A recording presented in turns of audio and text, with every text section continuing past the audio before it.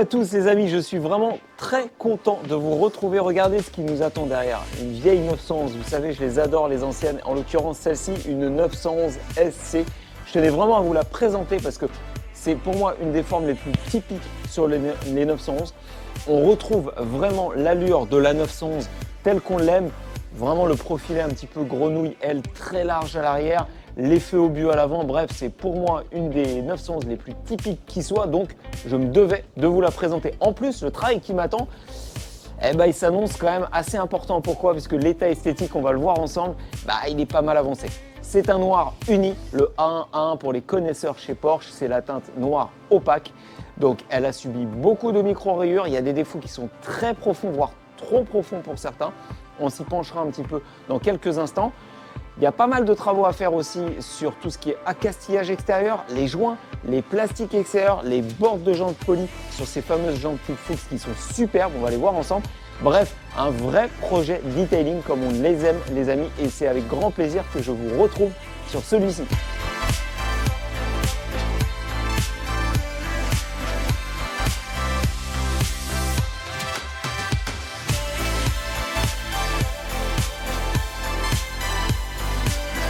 Alors vous avez déjà pu l'apercevoir, il y a énormément de tourbillons de swirl sur cette voiture. C'est pas anormal, la voiture a 40 ans, elle a quasiment mon âge. En gros, je crois que le propriétaire m'a dit qu'elle était de 83, je suis de 82. Vous voyez, elle est même un an plus jeune que moi, donc je vais pas dire que c'est une mamie. Voilà, c'est quand même une ancienne. Il y a souvent sur les anciennes un très gros travail de correction à prévoir. Et pour la petite anecdote, les amis, le client, lorsqu'il m'a contacté, il m'a dit que sa voiture était dans un état plus qu'extraordinaire, il n'y avait pas forcément besoin de correction, il fallait juste un traitement céramique et autres. Bref, quand il est arrivé dans le local, je lui avais dit présentez-la moi avant quand même qu'on fasse un petit état des lieux préalable. Pas possible, bon vous arrivez le jour J, on statue le jour J. Et là, bref, sous les spots, le statut est tombé. On la reprend complètement, on plaquera un petit traitement céramique, mais encore une fois, je vous réserve une petite surprise à la fin. Allez, on perd pas de temps, on regarde l'état esthétique en détail. Allez, c'est parti, on commence par la carrosserie. Regardez, je vais mettre d'une scan grip, mais il n'y en a même pas forcément besoin, les amis. Regardez un petit peu l'état. Il y a de la micro-rayure et de la rayure profonde absolument partout sur ce noir uni. Vous voyez ici, par exemple, on est en présence d'une rayure beaucoup plus profonde. Donc, qui va nécessiter visiblement un petit ponçage de surface.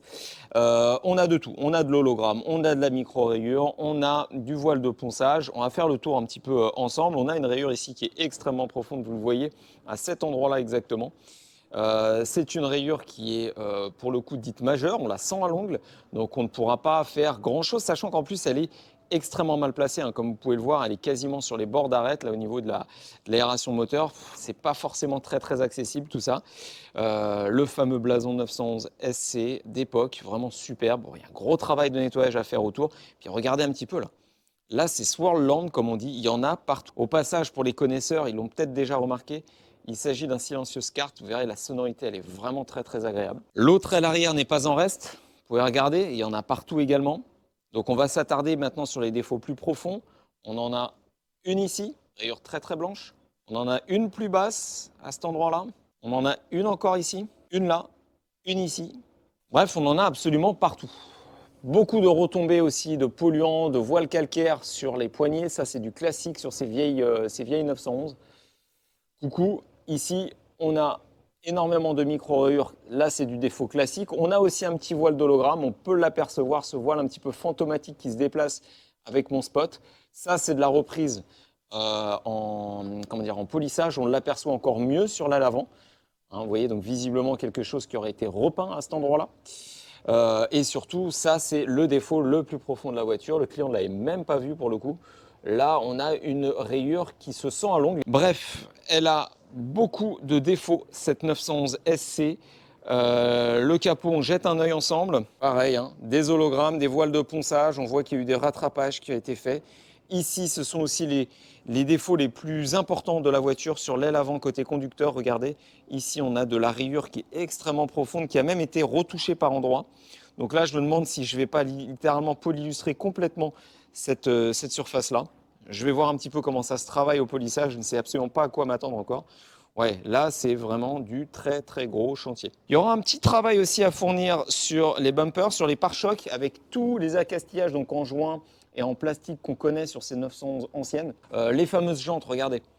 Donc elles sont très belles hein, de base, mais là, elles ont besoin d'un vrai entretien de fond. Donc je vous les avais déjà présentées sur une 930. On a globalement un peu le même travail à fournir. Là, récemment, il a fait changer les pneus, donc on a encore des plombs d'équilibrage que les poseurs en fait n'ont pas retiré.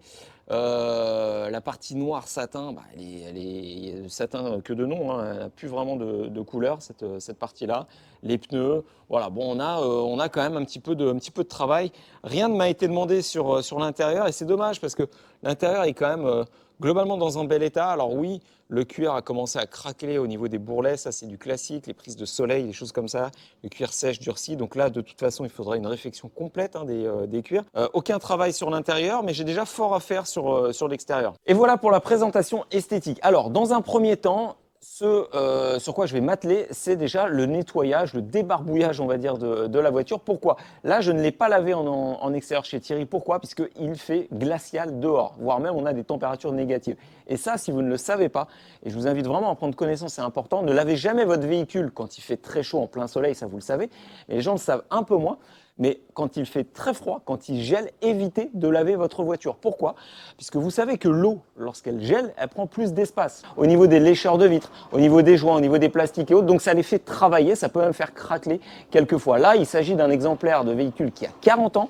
Donc ça, je vous déconseille de le faire, de laver votre véhicule quand il fait beaucoup trop froid en extérieur. Pareil sur tout ce qui est plaquettes et autres, évitez, ce n'est pas forcément très bon. Donc là, je vais faire un gros débarbouillage du véhicule avec des solutions de nettoyage sans eau. De toute façon, même si je crée de la micro-rayure, les amis, on va pas se mentir, vu l'état initial, c'est pas ce que ça me demandera après de corriger en plus, ça sera noyé dans le lot, donc il n'y a aucun souci là-dessus.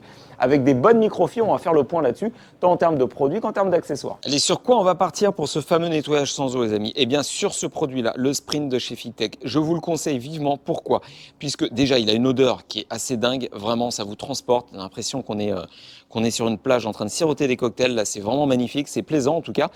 Ce produit-là aussi permet vraiment de faciliter la glisse de votre microfibre sur le support. Donc quand vous avez pas mal de saleté, ça évite justement de faire entrer en friction la microfibre avec le support. Donc vous facilitez la glisse de votre accessoire sur le support. Et ça fait vraiment toute la différence. Il a un très bon pouvoir nettoyant, mais en plus, bon là on s'en moquera un petit peu, mais il contient de la carnauba. Donc si vous voulez faire ça sur un véhicule traité, juste en phase entretien entre deux lavages, ce produit-là est vraiment à recommander. Mais ce produit-là fonctionne vraiment bien si vous l'utilisez avec ça, à savoir des microfibres double face extrêmement denses, donc avec un grammage comme celle-ci en 800 GSM.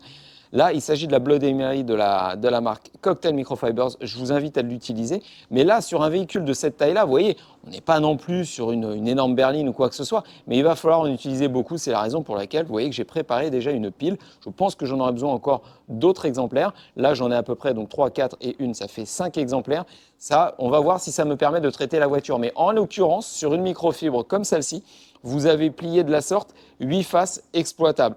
Quand vous allez nettoyer votre véhicule sans eau, vous vaporiserez déjà sur le véhicule, vous étalerez avec un côté et vous essuierez avec un autre côté. Donc vous allez voir que finalement, ça va assez vite. Et vous ne réutiliserez pas ce côté-là de manière à minimiser le risque de micro-rayures.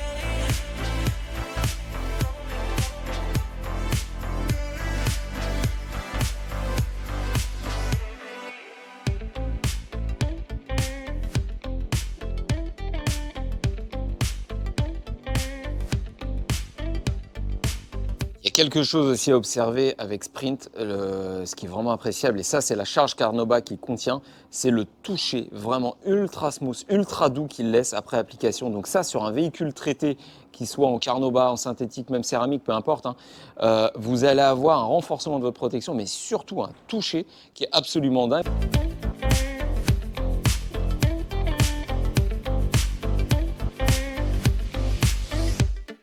Bon, ça y est, le nettoyage d'appoint est terminé, les amis. Donc, on y voit plus clair sur les carrosseries. Elle apparaît beaucoup plus brillante. Merci le Sprint pour ça. En revanche, on voit aussi beaucoup plus les défauts. Donc là, avant d'attaquer le travail de forçat, à savoir le polissage, on va s'intéresser bien entendu à la décontamination des supports. Donc, décontamination ferreuse, décontamination chimique et mécanique. Sur la partie mécanique, j'ai commencé à regarder un petit peu le toucher au niveau de la voiture. Elle ne semble pas très contaminée. Le toucher est extrêmement soyeux. C'est aussi grâce au Sprint qui m'a permis d'adoucir aussi le toucher de surface. Mais globalement, je ne trouve pas qu'il y ait énormément de contamination de surface. Donc, je vais partir sur une clé fine. Je vais voir si ça suffit. Si ça ne suffit pas, je switcherai sur une clé médium. Donc, petite barre d'argile qui me permet de pouvoir supprimer toute la contamination qui est en extérieur de vernis. Et là, pour le coup, regardez, moi, je vous propose d'utiliser donc le triple pack de chez Carpro qui est bien parce que dans ce pack-là, vous trouvez en fait 3 grades différents, de l'ultra fine, de la fine et de la médium. On va utiliser aussi l'Imolub qui s'appelle maintenant le Clay Lub pour faciliter le passage de la clé et on va voir ce que ça donne. On va commencer déjà par celle-ci. Si ça ne suffit pas, on partira sur la verte.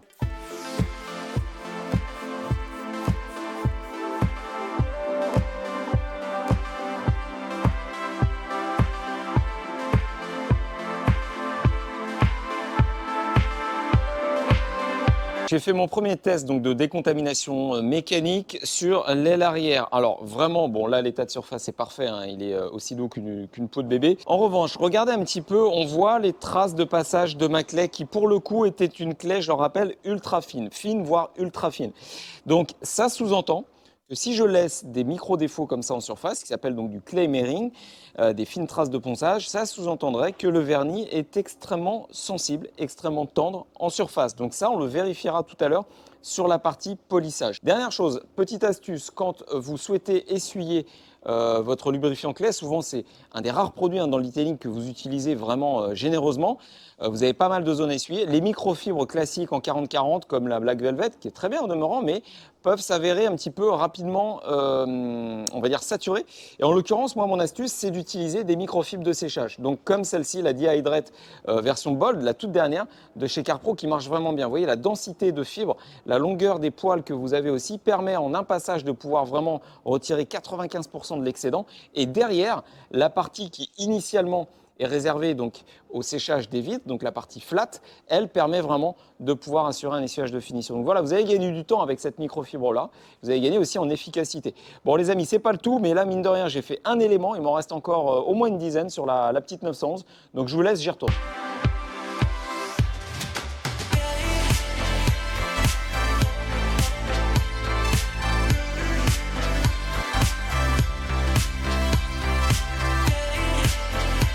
Décontamination, check. Maintenant, on passe à un élément essentiel, je vous le dis et je vous le redis, extrêmement important, le masquage des zones sensibles, surtout sur ces anciennes, les amis. Ne passez pas à côté. C'est extrêmement important de masquer les logos, les joints, les absorbeurs de choc, des pare-chocs, tous ces éléments-là, si vous passez dessus avec des polishes abrasifs, et Dieu sait qu'on va en utiliser sur cette voiture, vous risquez littéralement de les détruire.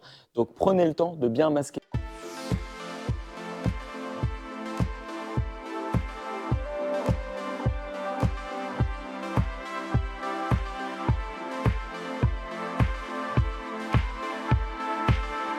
Voilà, comme vous pouvez le voir derrière, la 911 est masquée, elle a ses peintures de guerre, donc pas mal de temps sur cette opération, mais vraiment indispensable de le faire de manière très calme et posée et complète. Maintenant, on va s'intéresser à la partie polissage et c'est celle qui va me prendre, à mon avis, le plus de temps. Alors, que les choses soient claires, le client m'a dit « Olivier, ma voiture, je ne veux pas que ça soit non plus une bête de concours ». Je lui connais quelques défauts, il n'avait pas non plus connaissance de tout ce qu'on a pu voir parce qu'il n'a pas le bon éclairage, en l'occurrence c'est souvent ça. Hein. Il ne veut pas non plus la rendre parfaite, de toute façon ça serait strictement impossible, hein. Elle a trop de séquelles un peu graves si j'ose dire, esthétiques. Donc le but c'est de lui redonner vraiment une seconde vie. Donc le client a opté pour un stage 2, un stage rénovation, c'est-à-dire qu'on va faire 2 passes de correction, donc jusqu'à 2 passes de correction et une passe de finition à part entière.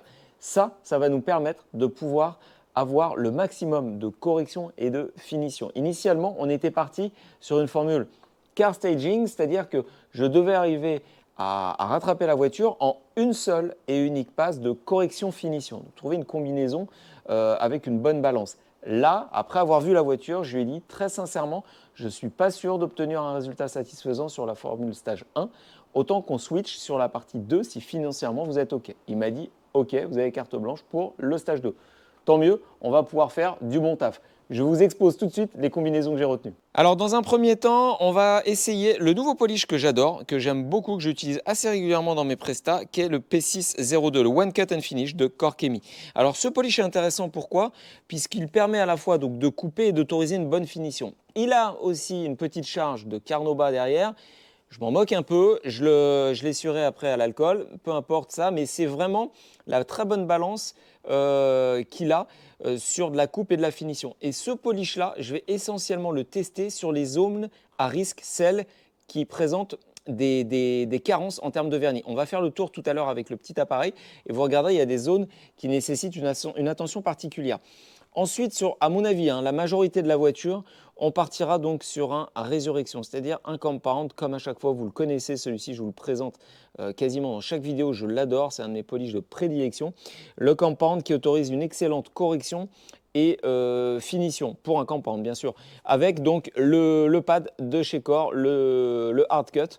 Ici, je ne vous l'ai pas dit, mais c'était donc le medium cut, le one cut en l'occurrence qui est associé au polish. Et puis vraiment, si j'en ai besoin, mais avec donc l'aide de mon PTG, l'Ultra Compound qui est l'Ultra Cut, qui est pour moi le meilleur compound actuellement sur le marché, qui propose un niveau d'abrasivité absolument dingue, avec un niveau de finition somme toute assez correct pour le niveau d'agressivité, et un microfiber pad pour pouvoir essayer d'aller chercher le maximum de performance. Voilà un petit peu la feuille de route. On va voir un peu comment on se débrouille sur les éléments. Oui, alors je vous l'ai dit, il y a certaines zones qui méritent qu'on s'intéresse à leur prise d'épaisseur, donc avec un épaissimètre, tout simplement ce qu'on appelle un PTG, un Paint Thickness Gauge. Cet appareil-là va me permettre de pouvoir contrôler mes épaisseurs de vernis, savoir ce qui est d'origine, ce qui aurait été repeint, mais surtout voir sur les éléments qui seraient d'origine s'il y a des zones qui sont en lacune de vernis, donc en carence, avec des épaisseurs très faibles et où on ne pourrait pas, ou on ne devrait pas surtout, utiliser des combinaisons trop agressives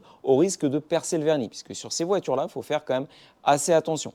Donc cet appareil-là, ça sera un petit peu notre garde-fou. On va voir comment on l'utilise. Très simple à utiliser, simplement vous scannez en fait votre peinture. Ici, on voit qu'on a une épaisseur d'à peu près 176. Alors vous allez me dire, qu'est-ce que ça représente? C'est votre épaisseur globale entre la tôle et la surface de la peinture. Donc c'est le sandwich entre votre après, votre peinture et votre vernis, si tant est que ça soit une peinture vernie. Il se peut très bien sur ces années-là que ça soit une peinture en brillant direct. On le vérifiera tout à l'heure. Bref, 176. Généralement, je vous le dis, sur des valeurs aussi hautes, il s'agit d'un élément qui est repeint. Si je prends en comparaison donc le capot, on voit qu'on a des valeurs encore plus hautes, 277. Sur la baie de pare-brise, qui est généralement refaite ici, pareil, on a 166 microns. Je m'intéresse par exemple à la portière. Et là, je trouve des épaisseurs beaucoup plus faibles, 98 microns. C'est typiquement sur ce genre d'élément où cet appareil a tout son intérêt. Pourquoi? Si vous voulez attaquer plein cut, donc c'est-à-dire grosse charge abrasive avec vos ultra cuts, les microfiber pads, les choses comme ça, sur des éléments un peu sensibles comme celui-ci qui présenterait donc des lacunes où vous avez beaucoup de défauts par exemple à reprendre, des défauts profonds comme celui-ci, où vous voulez aller chercher en gros du wet sanding, des choses comme ça. Si vous avez des valeurs à 130 comme là localement, pas de problème. Donc j'ai commencé à faire un découpage en 50-50 sur le capot moteur. C'est pour moi un élément intéressant. Pourquoi? Parce que d'une, on a vu ensemble qu'il a été repeint. Donc on sait que le vernis va être un peu variable par rapport au reste des éléments qui sont en peinture d'origine. C'est un élément qui présente pas mal de défauts, donc je trouve que l'élément est assez test. Ensuite, je referai aussi un test sur l'aile arrière, qui elle est en peinture d'origine, pour voir un petit peu si je suis répétable sur mon choix de combinaison.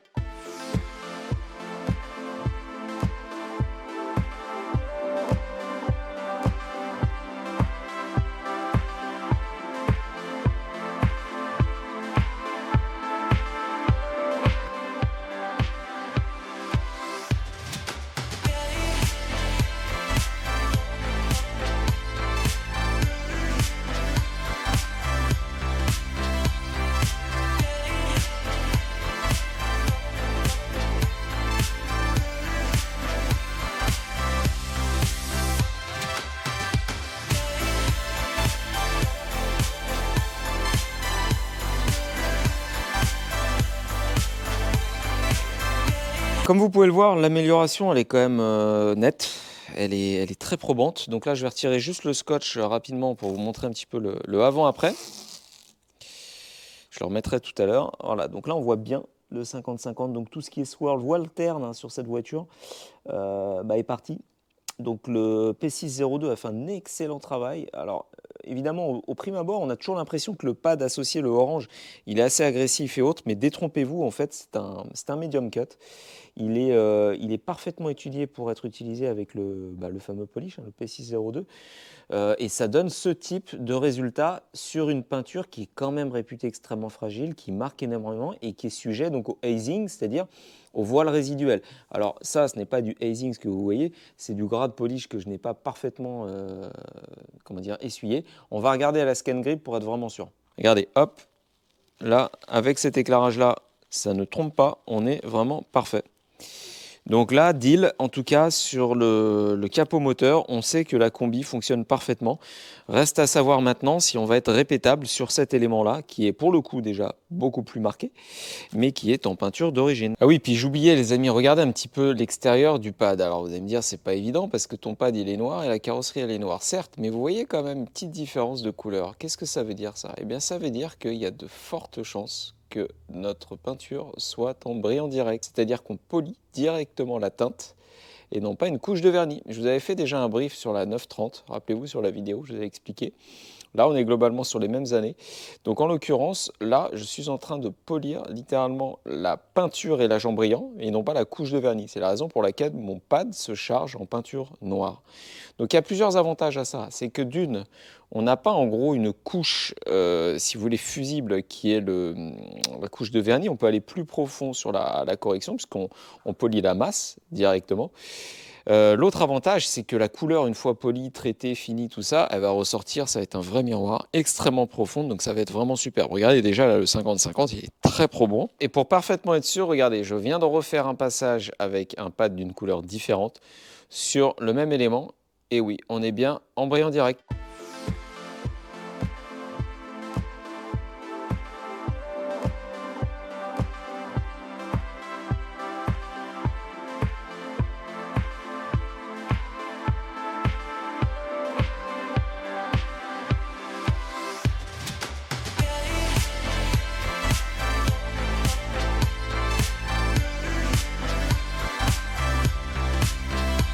Alors vous voyez derrière moi, j'ai fait le fameux test sur l'élément d'origine. Donc j'ai dû aller plus loin, comme espéré. Je suis parti donc sur un compounding pad et un compound tout simplement, donc le résurrection. Et le heavy cut pad de chez Corkemi, le rouge, ça va beaucoup mieux. Forcément, ça tranche un peu plus. On a un résultat qui est très bon, mais bien entendu derrière, on fera un refinishing complet avec un vrai polish de finition puisqu'on laisse fatalement un petit haze, donc un petit voile de laitance. En tout cas, très content. Vous avez pu voir, les 50-50 sont quand même assez probants. J'ai encore pas mal de travail qui m'attend, les amis. Donc, j'avance un petit peu, puis on refait un point quand j'aurai quasiment avancé sur la moitié de voiture.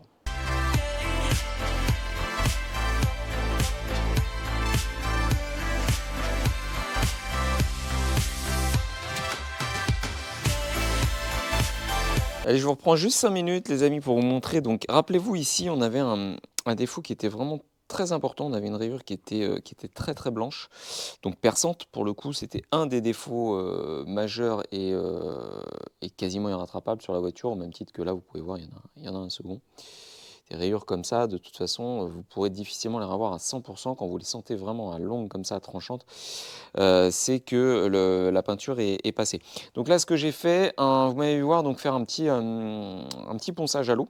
Donc avec ni plus ni moins que du papier à poncer, une cale et un lubrifiant à base d'eau. Donc ça permet vraiment de pouvoir aller en profondeur. Donc on descend quand même considérablement le vernis, mais ça nous permet de pouvoir aller attaquer plus rapidement et efficacement la profondeur de la rayure. Alors elle est toujours là. Il me reste encore à affiner un petit peu mon ponçage. Là, je l'ai laissé en 50-50 pour vous montrer donc après ponçage et après rattrapage en polissage. Si on abaisse les lumières, en l'occurrence, on se rend compte que la rayure n'est quasiment plus perceptible. En l'occurrence, elle est ici. Vous voyez, donc c'est nettement mieux par rapport à ce que c'était avant. Allez, deuxième journée de travail. Les amis, vous avez vu hier, on a fait déjà un gros boulot en termes de préparation et début de correction. Aujourd'hui, on enchaîne la deuxième journée avec un énorme travail de correction. Le but, c'est de pouvoir terminer la correction et si possible de commencer l'étape de finition. On fait le tour ensemble dans l'atelier. Vous voyez mon collègue Teva déjà à pied d'œuvre. Vous voyez la petite grenouille en l'air avec ses peintures de guerre. Donc elle commence déjà à reprendre pas mal de lustre. J'avais laissé mon travail en plan là sur l'aile arrière. Vous voyez, hop, on revoit donc le fameux 50-50. Il me reste donc tout le latéral côté conducteur à terminer. Le bloc arrière en correction était fini. Vous voyez, c'est quand même autre chose. Là, elle a vraiment un superbe lustre, la voiture. Ça fait plaisir. Le latéral côté passager vient d'être terminé aussi par Teva. Bien entendu, après tout ça, il nous restera une passe de finish à faire. On en rediscutera plus tard sur le choix de la combinaison finale.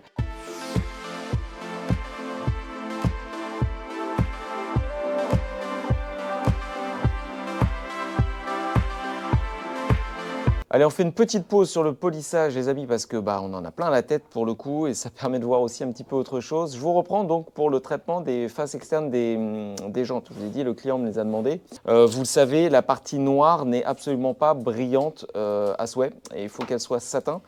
Légèrement mat mais un petit peu satiné. Le cerclage chromé ici est pas mal piqueté, donc on va essayer de faire le max possible. Donc le but, on va les sortir. On va traiter toute cette face externe là, on va les traiter aussi en céramique. Et petit plus, les écrous. Les écrous sont un peu passés au niveau des portées, plus beaucoup de peinture noire. Donc on va aussi les remettre en peinture pour avoir vraiment un résultat esthétique bien abouti, une certaine homogénéité.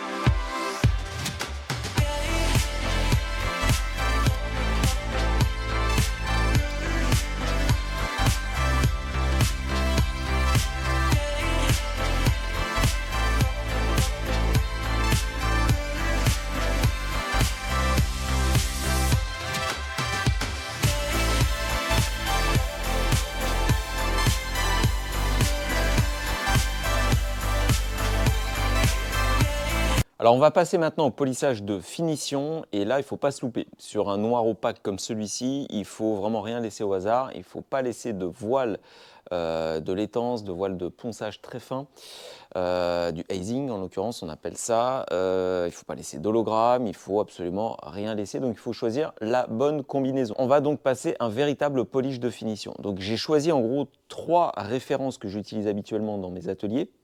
Et on va voir vers quoi mon choix se porte et pour quelles raisons surtout. Voilà un petit peu donc les 3 références que j'ai sélectionnées. Donc un standard, un classique, un très grand classique, même si j'ose dire, le Final Finish, le 3000 chez Menzarna, que j'adore littéralement.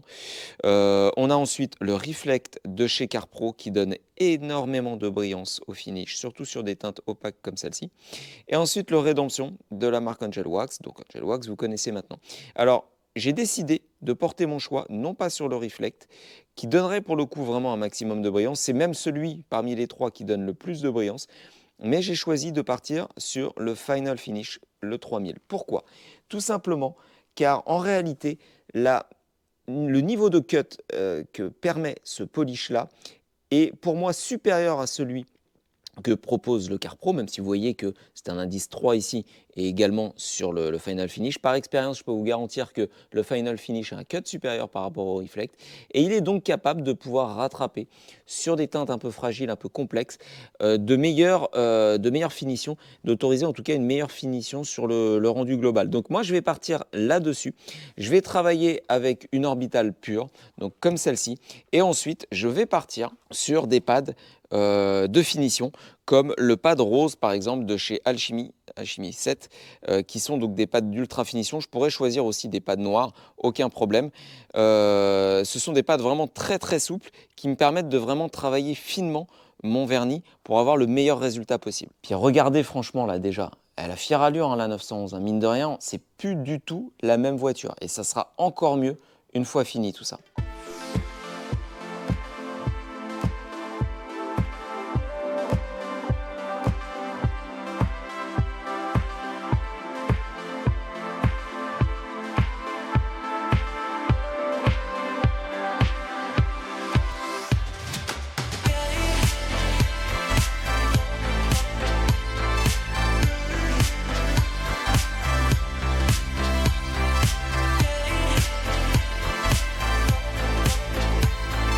Et je vous retrouve dans mon autre local, les amis. J'ai déplacé la SC qui est juste derrière moi. Pourquoi? Puisque dans l'autre box detailing, j'avais besoin de la place donc, pour commencer un nouveau projet de detailing. Donc oui, on ne s'arrête pas ici au Detailing Center. Les projets s'enchaînent mais ne se ressemblent pas. En l'occurrence, aujourd'hui, je vous propose d'attaquer la partie donc, protection sur la SC. C'est globalement ce qui me reste sur la voiture.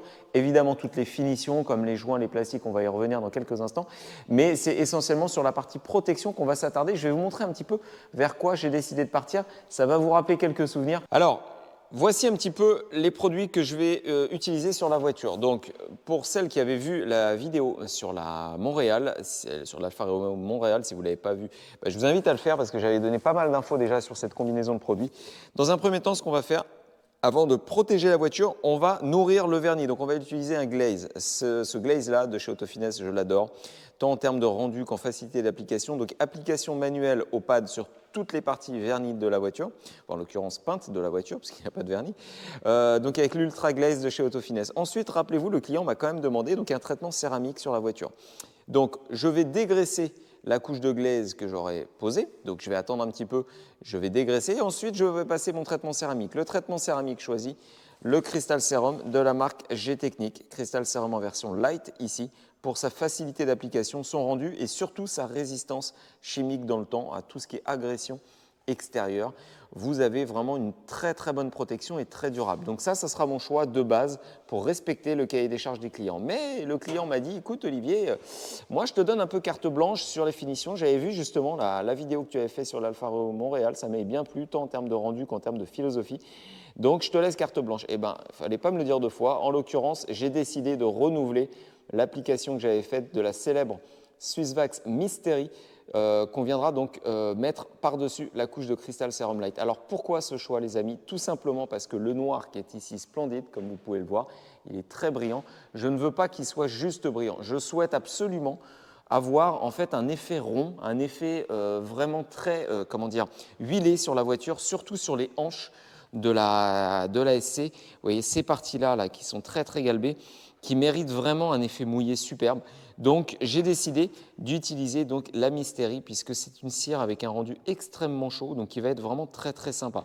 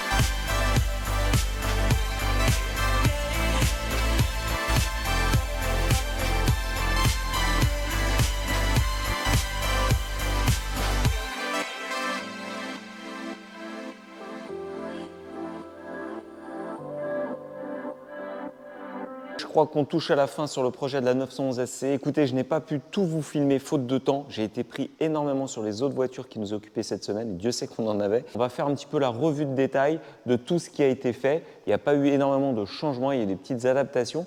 Mais globalement, vous allez voir, elle a pris un sacré coup de jeune. Et là voilà, regardez un petit peu le rendu final de la voiture. Alors, elle est complètement imparfaite d'un point de vue gravillonnage, rayures profondes, tout ce que vous voulez. Elle aurait besoin d'une peinture complète si vraiment on était puriste. Maintenant, le propriétaire, c'est absolument pas ce qu'il m'a demandé, c'est pas ce qu'il veut. Ce qu'il souhaitait, c'était lui donner vraiment de la belle allure et de la protéger. Je pense que le deal est parfaitement rempli. Regardez-moi les reflets qu'on a là sur l'aile arrière. Alors la brillance, fatalement, on en a. En plus, les éclairages ici dans le local jouent en cette faveur. Mais on a énormément en fait de rondeur sur les ailes. Et ça, c'est la Swissvax Mystery qui me l'a donné. Voilà. Qu'est-ce que j'ai fait alors sur les points de détail? Tous les plastiques extérieurs, les caoutchoucs plutôt extérieurs, parce que là c'est en caoutchouc, des absorbeurs des pare-chocs, les parties arrière, toutes les parties en plastique et autres ont été traitées. Avec quoi je les ai traitées? Eh bien, finalement, cette partie-là, je ne les ai pas repigmentées avec un traitement céramique, je les ai traitées avec le Slick de chez Fictech. Et oui, ce produit-là n'est pas simplement un dressing pneu, mais il convient aussi à tout ce qui est plastique extérieur et caoutchouc extérieur. Les pneus en étant, forcément, ça convient aussi sur ces pièces-là. Et ça m'a donné un excellent résultat. Alors, gros travail de détail au niveau des absorbeurs. Il a fallu en fait travailler vraiment dans toutes les jointures pour avoir vraiment quelque chose de parfait. Mais là, le rendu est là et ça fait plaisir. Idem sur la grille moteur qui était pas mal fané. Donc j'ai traité là en 50-50, vous pouvez le voir, on a un très très beau résultat. Elle n'est plus jaune passée. Là, on a quelque chose qui a de l'allure, qui est vraiment sympa. Ouais, les reflets là sur le capot moteur sont assez dingues. Tous les joints, donc je vous le disais, extérieurs ont été également traités. Repigmentation aussi, même si on n'a pas un rendu foufou, parce qu'ils sont complètement cuits, hein, on a quand même un petit peu de gain en profondeur sur les coques de rétro. Joints extérieurs de pare-brise. Voilà, on a vraiment un setup vraiment complet sur la voiture. Elle est toute mimi, la 911 SC. Regardez par rapport au monstre là. L'Aston Martin DB11 à côté, elle fait toute petite, mais voilà, en tout cas, ça fait vraiment plaisir. Je suis encore une fois très content du résultat du combo céramique CSL, donc plus Mystery. C'est conforme à ce que j'avais fait sur la Montréal, et on a vraiment un très très beau look final qui, pour moi, match beaucoup plus avec, on va dire, les années de ces voitures-là, donc les années 80. Ça a beaucoup plus de mérite. On regarde ensemble le moteur, on va se faire plaisir parce que pour le coup, ça c'est quelque chose qu'on ne voit plus désormais. Regardez, ce flat 6 qui avait été nettoyé en cryo il n'y a pas si longtemps que ça. Énormément de frais qui ont été faits de la part du propriétaire pour checker, la fiabiliser, tout ça. Vous voyez, même le joint supérieur, là, au niveau du moteur, on voit que le moteur a été déposé pour changer ce joint-là. Il n'y a pas d'autre solution. Et là, pour le coup, il est neuf. Donc ça fait plaisir. Je vous ai parlé de la petite ligne d'échappement SCART. Au passage, j'ai nettoyé l'échappement avec le Labo Cosmetica Chronos, qui est un décarbonisant qui a très très bien fonctionné sur la voiture. On regarde un peu l'intérieur, on se fait plaisir les amis. Et voilà, l'intérieur, alors Roots, mais on adore. Moi personnellement, je suis archi fan de ça. On retrouve bien entendu les 5 compteurs typiques des vieilles 911, ça fait plaisir. Le volant 3 branches. J'ai pas fait grand chose comme je vous le disais, j'ai simplement passé un petit coup d'aspirateur sur tout l'intérieur. Le cuir du tableau de bord avait été refait complètement il y a peu parce qu'il était craquelé, complètement arraché à certains endroits. Ça, c'est le soleil. Les cuirs, on le voit, hein, ils auraient besoin d'une petite réfection. Ils sont complètement cuits également. Les assises sont pas mal sèches, pas mal tendues. Vous voyez ici, là, ça, c'est des défauts qu'il faudrait reprendre complètement. Mais bon, le propriétaire n'en est pas là. Il souhaite vraiment en profiter et je le comprends pleinement. Regardez, petit détail, petite anecdote. Quand j'étais dans la voiture et que je faisais donc l'aspiration, regardez ce que j'ai trouvé. Une pièce américaine, donc un dime. Donc ça montre bien que cette voiture, je vous l'avais dit en début de reportage, c'est un modèle américain. On le reconnaît hein, aux absorbeurs arrière sur les pare-chocs. Et bien voilà, là en gros, cette pièce-là, elle a franchi l'Atlantique, elle est venue jusqu'à nous et elle est dans la voiture. Je vais la remettre. Alors en évidence, le propriétaire en fera ce qu'il souhaite. Mais voilà, ça fait plaisir. C'est la petite histoire supplémentaire. Et voilà les amis, encore un projet qui se termine au Detailing Center. Écoutez, moi ça m'a fait plaisir de vous filmer ça. C'est vrai que ça faisait longtemps que je ne vous avais pas proposé un reportage vidéo. Excusez-moi pour ça, mais c'est vrai qu'en ce moment l'activité est complètement folle. On déborde de travail, je trouve de moins en moins de temps à vous présenter mes projets, j'en suis désolé. Oui, ça m'attriste pas mal parce que j'aimais bien prendre du temps pour vous faire partager un peu ma passion, ma vision des choses, ma vision du detailing. Et là, je me suis dit, écoute Olivier, cette voiture-là, prends le temps de le faire. Elle vaut le coup. Vous savez que j'aimais bien et que j'aime toujours les anciennes. J'aime bien ce type de detailing. C'est la raison pour laquelle cette semaine, je me suis encore une fois réservé plus ou moins ce projet jalousement.